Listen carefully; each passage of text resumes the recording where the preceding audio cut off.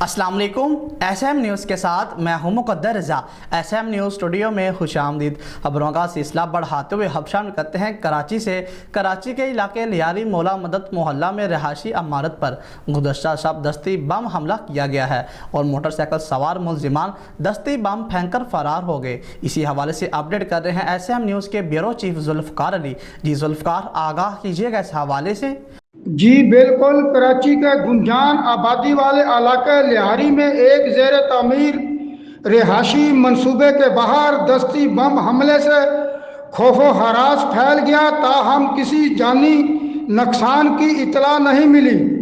वाक़े की इतला मिलते ही रेंजर और पुलिस ने मौका पर पहुंचकर बिल्डिंग को घेरे में ले लिया। पुलिस का कहना था कि नामालूम मुलजमान रिहाशी इमारत के दरवाजे पर दस्ती बम फेंक कर फरार हो गए।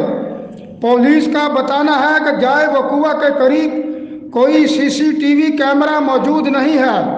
SSP सिटी सरफराज नवाज शेख का बताना है कि वाक़या दहशतगर्दी नहीं बल्कि दो ग्रुपों की मबीना चपकलस का नतीजा हो सकता है। जी बहुत शुक्रिया जुल्फ़कार, तफसीलात से आगाह करने के लिए। अब तक के लिए इतना ही। मज़ीद खबरों के लिए देखते रहिए SM न्यूज़।